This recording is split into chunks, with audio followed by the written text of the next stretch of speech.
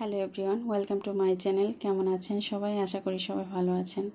আজকে আমি অন্যরকম একটি রেসিপি নিয়ে আপনাদের সামনে হাজির হয়েছি। আজকে আমি তৈরি করব আম পোয়া পিঠা। আম পোয়া পিঠা কীভাবে তৈরি করব সেটা আজকে আপনাদের সাথে শেয়ার করব। অন্যান্য পোয়া পিঠা থেকে আম পোয়া পিঠা খেতে অসাধারণ, খুব সুন্দর নরম তুলতুলে হয় আম পোয়া পিঠা।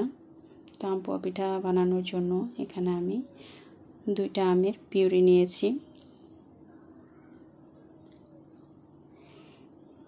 এর মধ্যে দিয়ে দেব 1 কাপ পরিমাণ চালের গুঁড়া।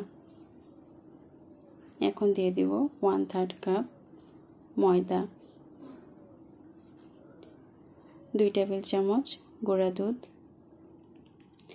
1/3 কাপ চিনি।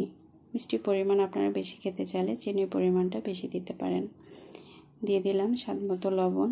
আধা কাপ জল দিয়ে ভালো করে পিঠার জন্য ব্যাটারটা তৈরি করে নেব। ব্যাটারটা খুব ভালো করে মিশিয়ে নেব, যাতে করে কোনো দানা না থাকে। ব্যাটারটা যদি খুব ভালো করে তৈরি করা যায় তাহলে প্রত্যেকটা পিঠাই খুব সুন্দর ফুলে ওঠে। আপনারাও খুব ভালো করে ব্যাটারটা তৈরি করে নেবেন। আমার ব্যাটারটা হয়ে গেছে, এখন আমি পিঠাগুলো ভেজে নেব। চুলাতে কড়াই বসিয়ে দিয়েছি, কড়াইতে পর্যাপ্ত পরিমাণ তেল দিয়েছি। প্রথমে আমি একটা পিঠা দিয়ে দিলাম। দেখুন কতটা সুন্দর ফুলে উঠেছে।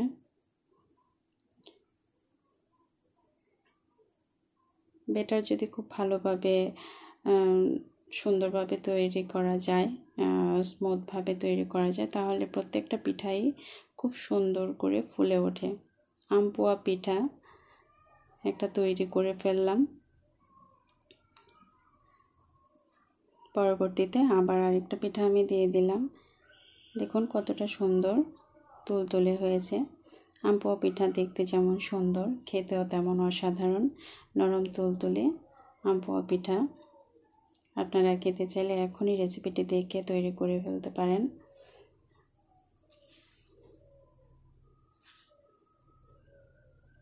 একে একে আমি পিঠাগুলো ভেজে নেব। পিঠা প্রেমীদের জন্য আজকে আমার এই রেসিপিটি।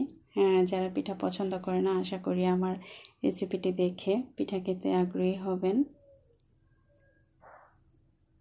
প্রত্যেকটা পিঠা আমি তৈরি করে নিয়েছি। আম পোয়া পিঠা দেখতে খুব সুন্দর লাগছে, কালারটা অন্যরকম লাগছে। আম পোয়া পিঠাগুলো আমের পিউরি দিয়ে বানানো হয় বলে খুব নরম থাকে। পিঠাগুলো আমার ভাজা হয়ে গেছে, আমি নামিয়ে নিয়েছি। একটা পিঠা ভেঙে আমি দেখাচ্ছি কতটা নরম ও তুলতুলে হয়েছে। আশা করি আমার ভিডিওটি আপনাদের সবার ভালো লেগেছে। পরবর্তীতে আবার নতুন কোনো ভিডিও নিয়ে আপনাদের সামনে হাজির হব। সেই পর্যন্ত ভালো থাকুন, সুস্থ থাকুন।